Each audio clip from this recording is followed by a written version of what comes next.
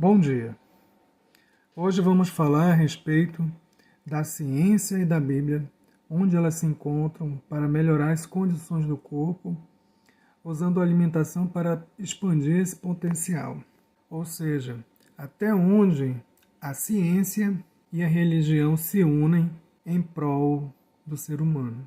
Nesse primeiro slide, vemos a imagem de Deus criando o homem da terra, do pó, os alimentos que provém da terra, pois dela eles se alimentam, e o DNA do homem sendo corrompido e mudando, sendo alterado. Quem conhece o elemento sulfato ferroso? Todas as mulheres grávidas e pessoas com anemias ou anêmicas, homens, mulheres e em especial as crianças, são prescritos para elas, pelos nutricionistas, pelos médicos, entre outros profissionais. Quando não se tem ferro suficiente, é chamado de anemia ferropriva, onde existe a falta deste elemento. Quem já tomou o composto zinco para melhorar a disposição ou ânimo, ou para ajudar a vencer aquela gripe? Existem tantos outros elementos, magnésio, aminoácidos, vitaminas, inúmeros. Todos esses elementos são encontrados no solo, ou a partir dos constituintes deles, na formação das plantas, dos frutos, entre outros elementos da natureza. Em Gênesis 2:7 temos: "E formou o Senhor Deus o homem do pó da terra, e soprou em suas narinas o fôlego da vida, e o homem foi feito alma vivente."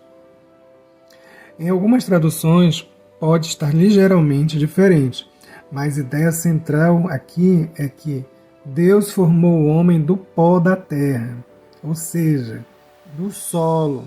Em Gênesis 3:19, em outra passagem, Deus diz: "Do suor do teu rosto comerás o teu pão, até que retornes à terra, porque delas foste tomado, porquanto és pó, e ao pó retornarás."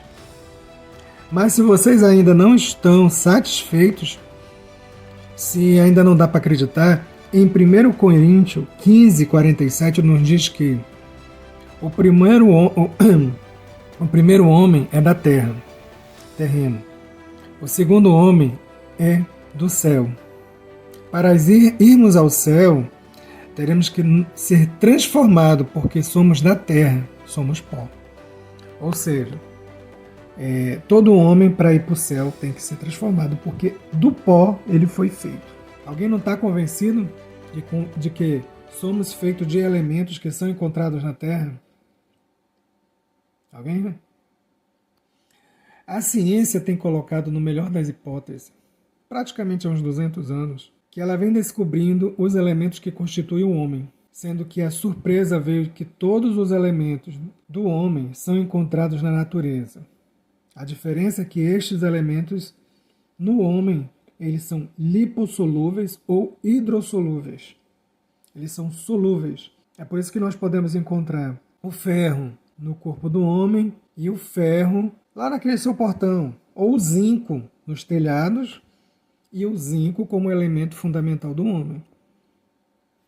O homem ele não foi feito para viver apenas dezenas de anos.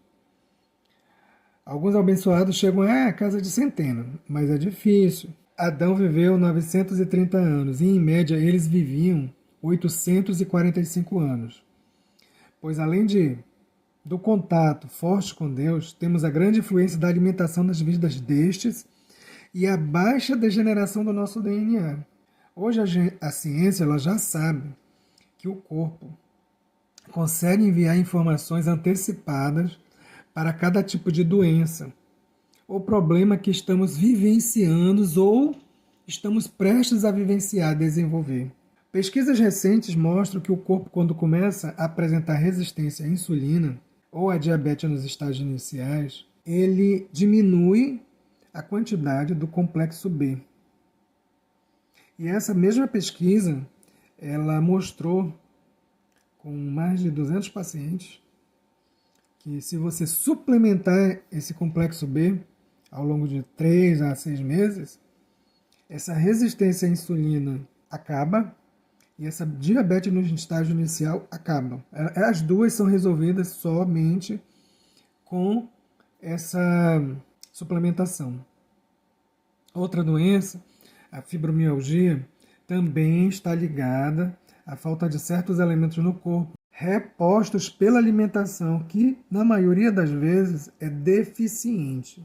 Dependemos do consumo dos alimentos para repor todos os elementos que foram consumidos, que foram gastos em nossas atividades diárias. Então, quando a gente deixa de se alimentar de forma adequada, a gente cria um déficit, cria um problema, mesmo a gente não sabendo. Mais uma comparação com a Bíblia, atualmente, é o jejum. A Bíblia é cheia de passagens que nos levam a fazer jejum. E hoje em dia a ciência já descobriu que o jejum faz bem à saúde, tanto é que ele veio, a ciência ela colocou o jejum não de forma bíblica, mas chamou ele de jejum intermitente. A realização desse jejum intermitente, ele consegue eliminar células degenerativas que podem gerar posteriormente câncer. Lógico que não é um jejum de 1 hora, 2 horas, isso não é jejum. É um jejum de, no mínimo, 24, 48 horas. Gorduras retidas no fígado são eliminadas aos poucos. Células defeituosas são consumidas e células do intestino começam a ser trocadas. O corpo faz uma limpeza, ele faz uma faxina nele mesmo, porque ele acredita que o alimento não está chegando por algum problema em algum órgão, em algum sistema. Ele faz tipo uma triagem de todos os elementos, de todas as possibilidades, de tudo que pode acontecer, está acontecendo no corpo, para que ele volte normalmente a se alimentar, que possa entrar aquele alimento, aquelas vitaminas, aqueles sais minerais, aquele açúcar, para que ele possa estar se nutrindo. Que fique bem enfatizado que aqui eu não estou dizendo que devemos iniciar esses procedimentos instantaneamente. Colocar nossas crianças para realizar esse procedimento. Devemos procurar, primeiro, um profissional habilitado para acompanhar nossa adaptação, para que não nos falte elementos para as nossas necessidades básicas diárias. Porque a maioria de nós já tem uma deficiência, já tem um déficit. Se a gente faz um jejum intermitente, sem o acompanhamento, sem a realização de um mineralograma, a pessoa pode ampliar esse déficit. Se você faz um processo de adaptação, que em alguns casos pode levar alguns meses, o resultado é incrível, maravilhoso. Em uma entrevista recente, uma famosa aí disse: para fazer um filme, eu quis emagrecer, que foi a Carolina Dickman, e tive que fazer jejum de 24 horas, chamado um jejum intermitente. Eu comia uma vez por dia, e no início foi muito difícil, mas eu tinha um acompanhamento de um profissional. Algumas pessoas podem dizer que não conseguem fazer, que não têm força de vontade, tem esse pensamento de derrota, antes mesmo de tentar. Lá em Mateus 17, 20, diz que, porque a fé que vocês têm é pequena, eu asseguro que, se vocês tiverem fé do tamanho de um grão de mostarda, poderão dizer ao monte: vá daqui para lá, e ele irá. Nada será impossível para vocês. Sendo assim, meus irmãos, todos aqueles que acreditam na ciência e na Bíblia, fiquem sabendo. Todas as doenças têm uma origem alimentar. Já descobriram até que a alimentação influencia no autismo. Vários elementos, se você suplementar, deixa a criança mais estável, mais tranquila. Então, não deixe isso acontecer na sua família. Procure um profissional. Evite alimentos que são degradantes. Com uma boa alimentação e com fé, podemos ter uma vida saudável e longa. Um abraço a todos. Nosso amigo doutor se despede. E numa próxima oportunidade iremos falar novamente sobre os alimentos.